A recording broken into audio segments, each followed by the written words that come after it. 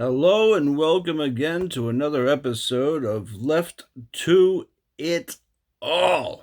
I am your host, CM Phillips. Today I would like to talk about the economic and social unrest around the world that is both fueling and revitalizing the working class. Protesting, organizing, unionizing, and striking due to the rising cost of living, due to the global inflation and what is a global recession, regardless of what you've been told. I think I'd take these off now. All right, so excerpts from a World Socialist website article titled The Global Strike Wave and the Crisis of Revolutionary Leadership by Eric London, October 4th, 2022. The full article is in the description below. I can't do the whole article, otherwise it's going to take too long. It's a good article. It's actually a great article. All right, so let's start. Let's just dive right into this. The growth of the class struggle comes after 3 years of a global pandemic that has needlessly claimed the lives of tens of millions of people, months into a war in Ukraine that has fueled starvation, poverty, and inflation for billions more. The international working class has tremendous potential power, but to unlock this power, it must break free from the stranglehold of reactionary apparatuses of trade unions and obtain conscientiousness of its role as the revolutionary social force. The trade unions, controlled by massive bureaucracies that are entirely integrated into the structures of the state and finance capital, serve as instruments of imperialism, are working in every country with the corporations and capitalist parties to suppress this growing movement and to isolate the most militant struggles. The task that directly confronts the working class is to smash the bureaucratic dictatorship and transfer power to the rank and file.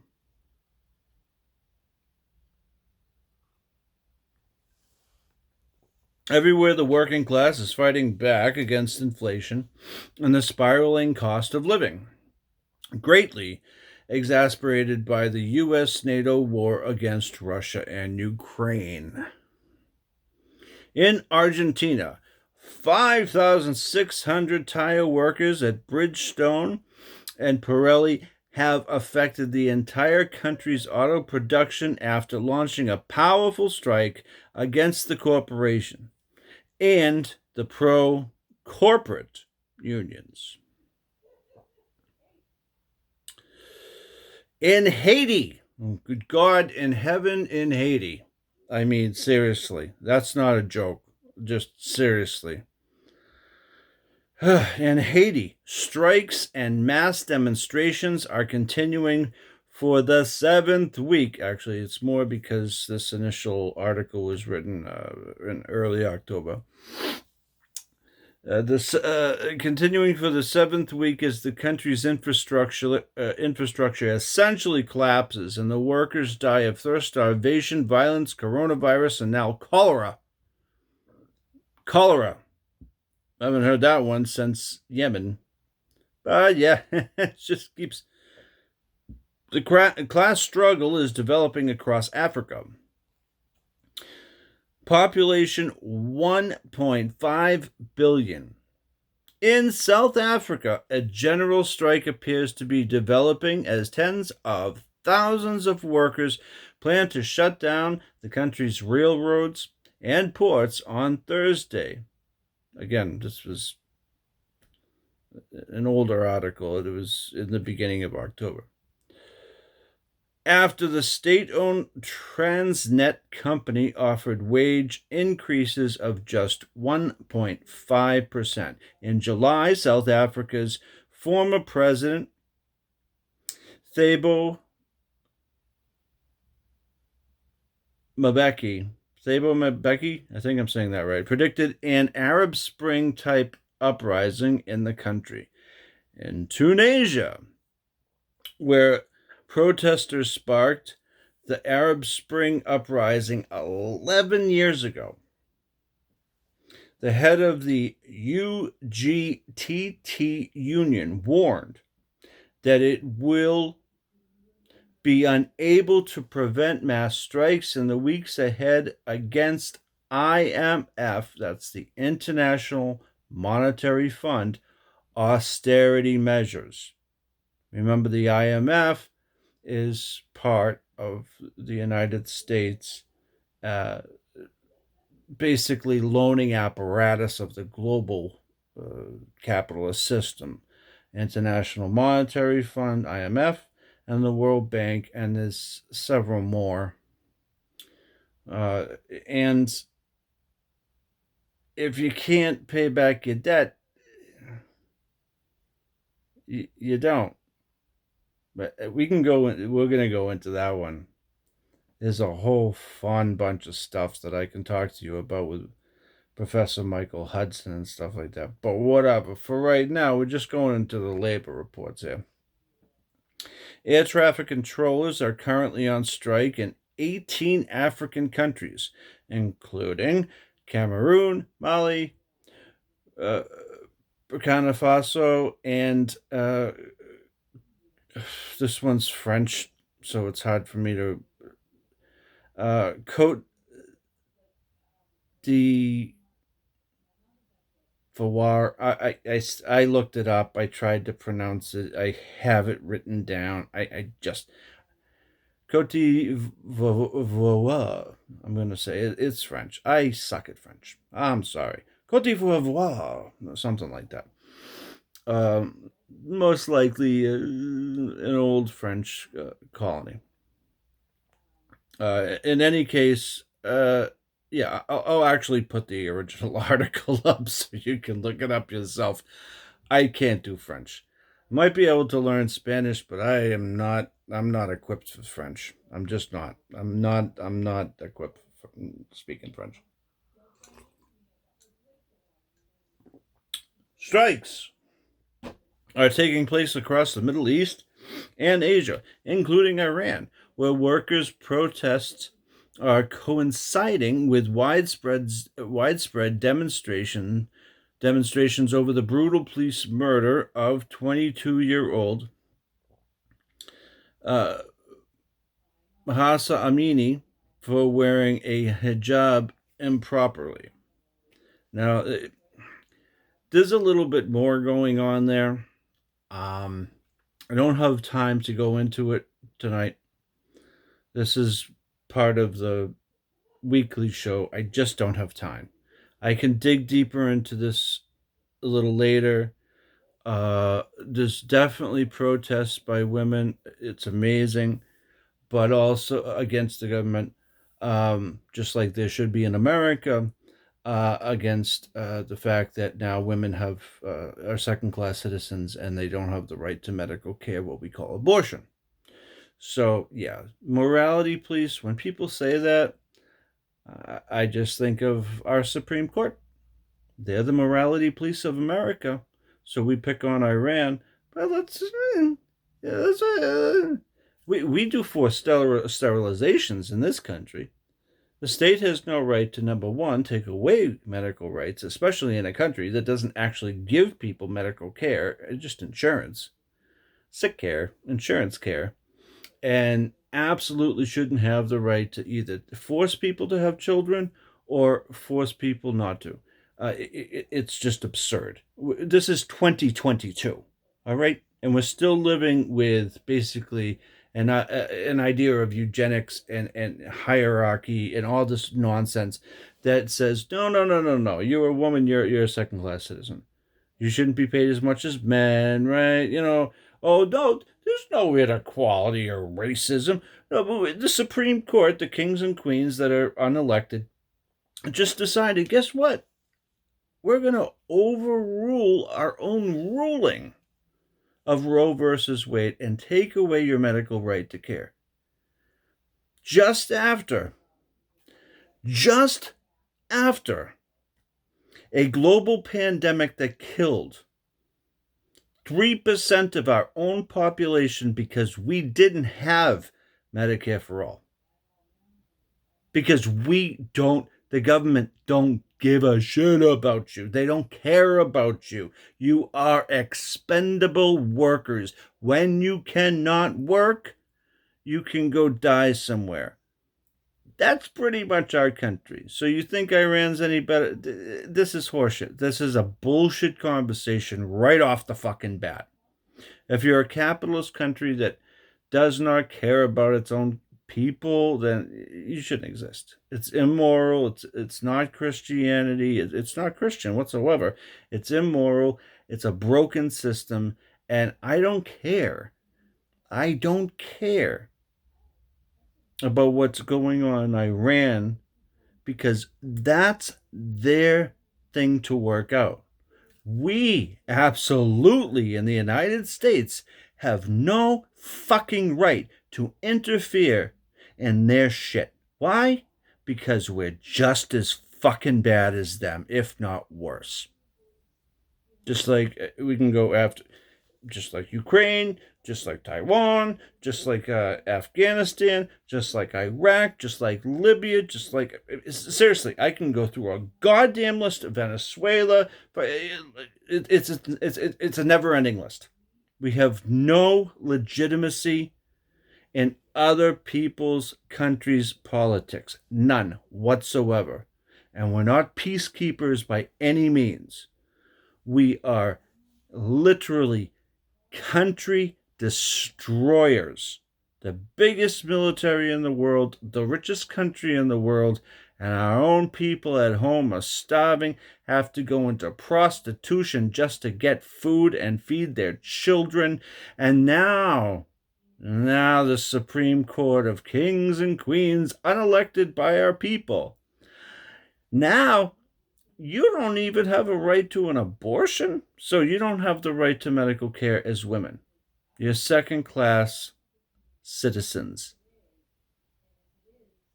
Things have went backwards, not forwards. There's no progressives anywhere that I can find in our government. I'm not seeing progressive anything. I am seeing regressive everything. Moving on. In neighboring Iraq, large protests took place across the country over the weekend. I don't know what weekend that was. In response to growing inequality and poverty worsened by decades of U.S. war and occupation. Kind of what I was just saying. Yeah. In Lebanon, a national teachers' strike is taking place as demonstrators stormed into 4 banks demanding their deposits. In Beirut, a Beirut woman became a national hero after she broke into a bank with a fake pistol to demand that she be allowed to withdraw her own money to pay for her 23-year-old sister's cancer treatment. Yeah, she's a hero in my book too. In Sri Lanka, stupid fruit flies. In Sri Lanka, strikes and protests by agricultural and industrial workers continue to envelop the island. Powerful strike movements are also developing in the centers of world imperialism.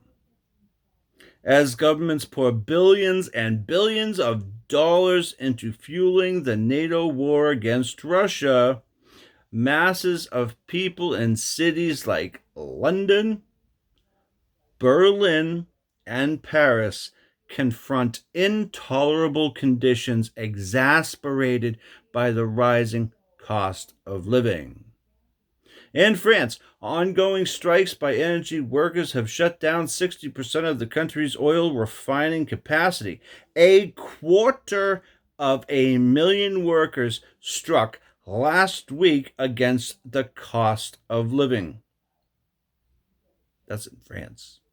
It's in Paris, France.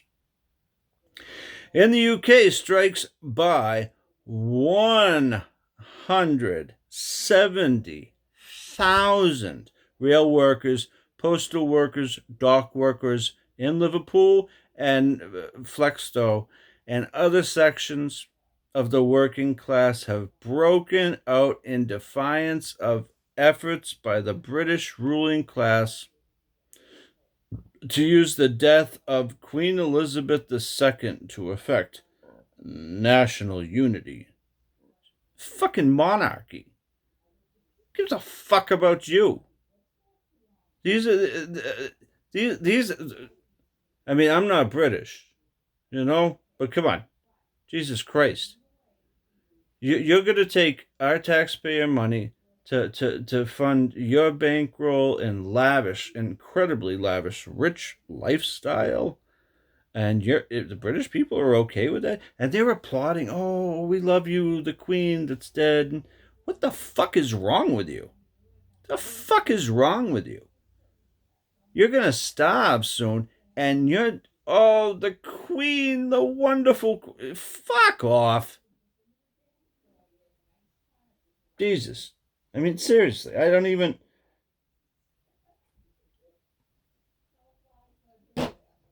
In Germany, warning, strikes are developing as the contracts for 7 million workers expire simultaneously and protests grow over the cost of living. By the way, there was a huge protest before the United States helped blow up, or did blow up, maybe with Poland. I don't know. It depends on Jeffrey Sachs. The Economist is right about that. But yeah, the United States blew up the Nord Stream 1 and 2 pipelines because the German people said, we're going to fucking freeze, dudes. This is insane. So huge protests that probably weren't covered on mainstream media because that's how it works. Huge protests happened. And then, what was it, a day or two after, we just blew the freaking pipelines up. Because that if we didn't, that meant there was still a chance for negotiations and taking off sanctions from Russia over the Ukraine war that the United States and NATO caused. So yeah, the best way to do it is just blow up the oil pipelines. That way, the German people can't bitch anymore, right? You're gonna freeze their politicians are saying, but you know what? It's for the best. It's for the best. Yeah, well, yeah. When you're facing a bunch of starving, freezing people, usually shit hits the fan. So get ready for that one in Germany. And it's coming to a neighborhood near you in America as well, because this is a shit show. They're trying to collapse the economy. And that's why you're seeing these strikes. I'm going back to the article. A strike wave of teachers is sweeping Europe, including in Germany, Greece, Norway, Kosovo, Hungary, and Serbia. Rail workers are also on strike in Belgium and Canada. 55,000 education support staff are preparing to strike against the Ford government's austerity regime. The development of the class struggle in the cockpit of world imperialist reaction, the United States stupid fruit fly, is particularly significant after decades in which the AFL-CIO has artificially suppressed the class struggle. Workers are confronting these massive union bureaucracies and striving for a path to carry their struggles forward.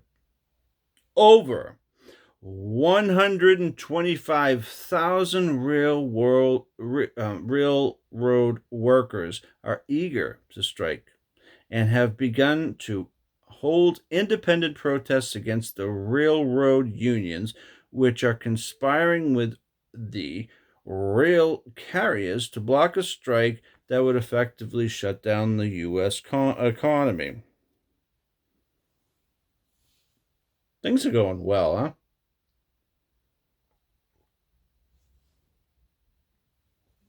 Listen, you step on the backs of the working class, the people who actually run this country, to make sure the economic system, if you can even call it an economic system, that's anything more than insanity, those are the people that run the show. Those are the people.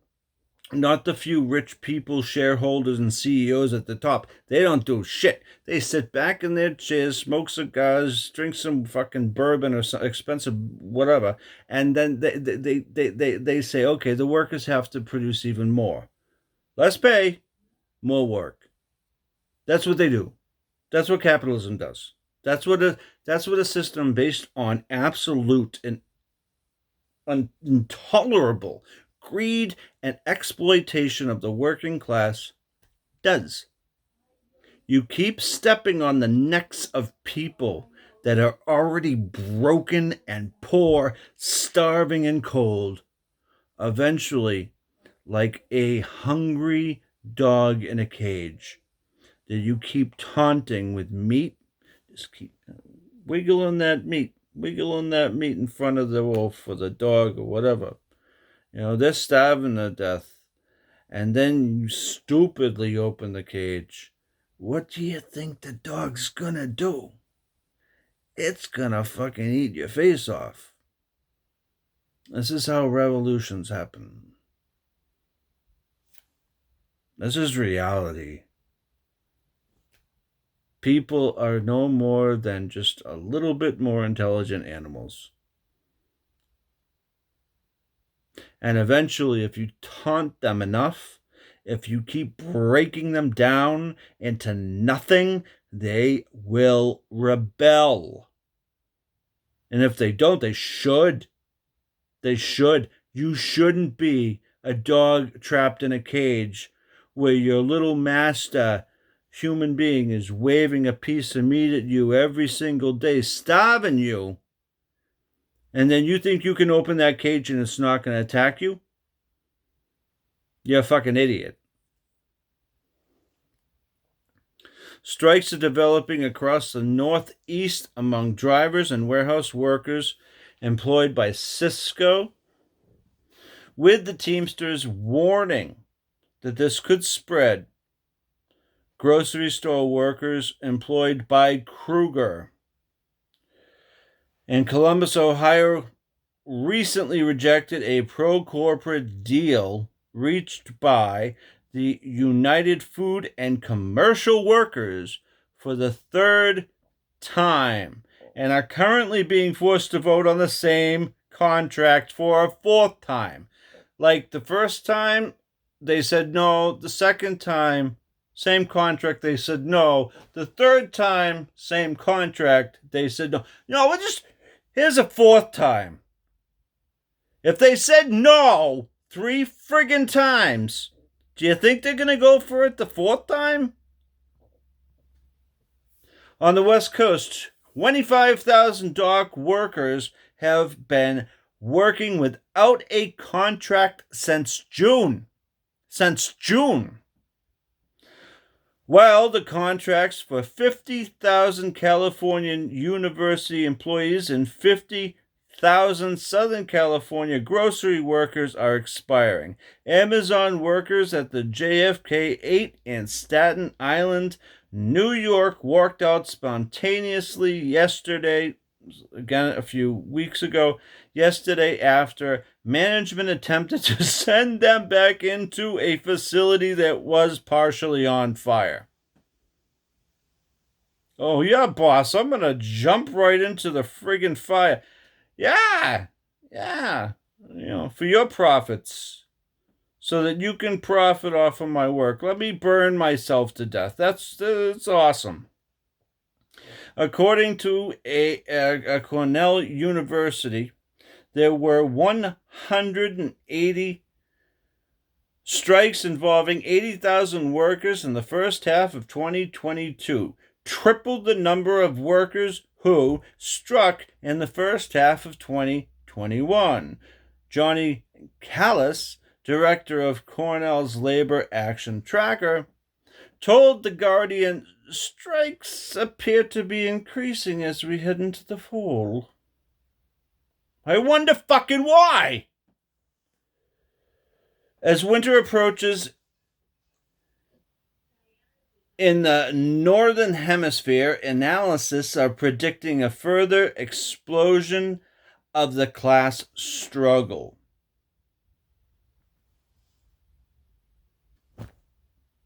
Duh.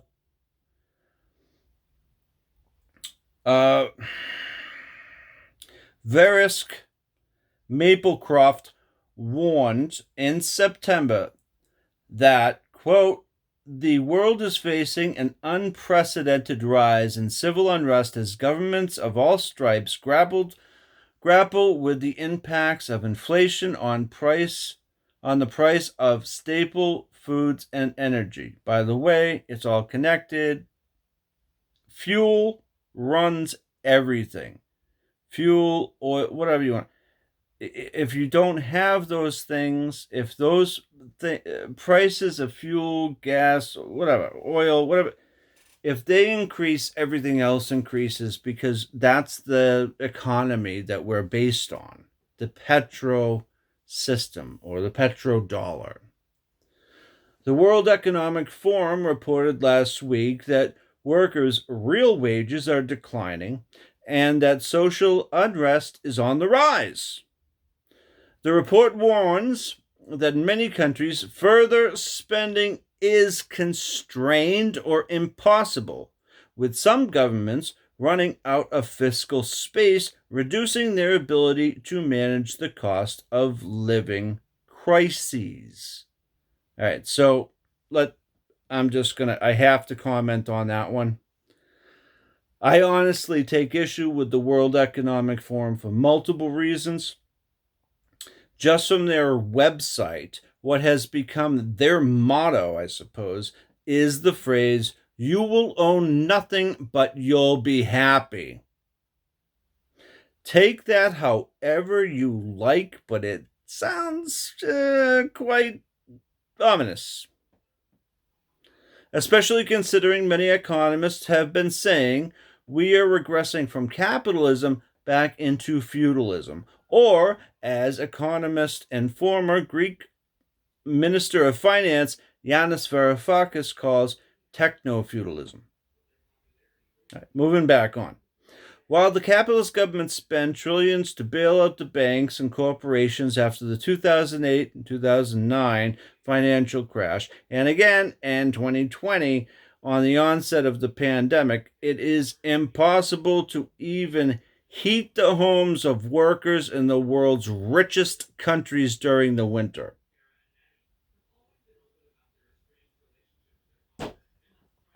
This movement has the power to stop imperialist war, to implement policies necessary to stop the spread of COVID-19 once and for all, and to redistribute the world's wealth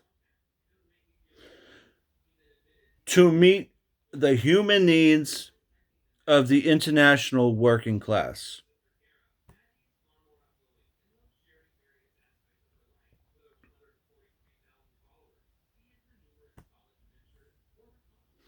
But the spontaneous development of the class struggle is not enough to break the decades-long suppression of workers' movements by the trade union bureaucracies. This requires political leadership.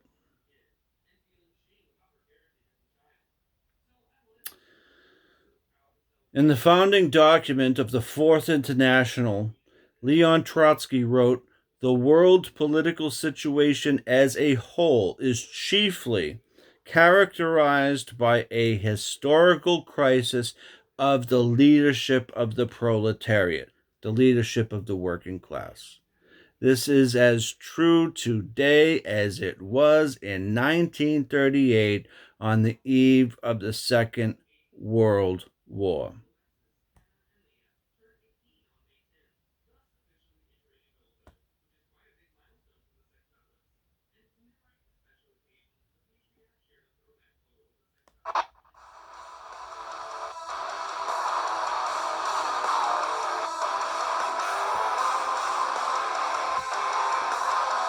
The working class is larger and more technologically advanced than ever before, but the task of workers engaged in each struggle is to broaden their fight, to tap into the immense social power of the international working class by unifying with other sections in struggle to win allies among the mass of workers who are not organized in trade unions, and to reach across national boundaries in a common struggle against transnational corporations.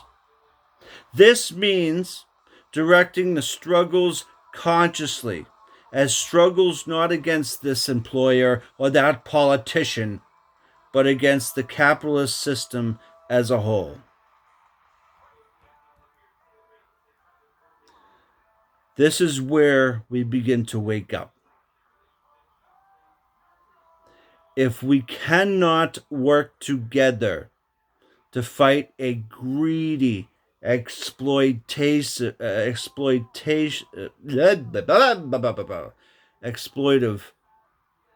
system that crushes the majority of people for the benefit of a very, very small few, then we are going to die off.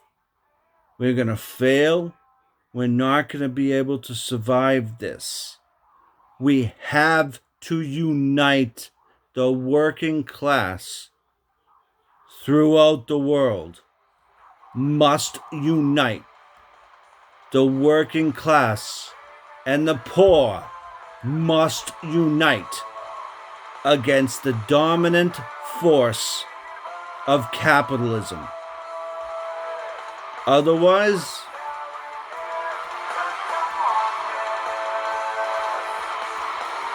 we're done.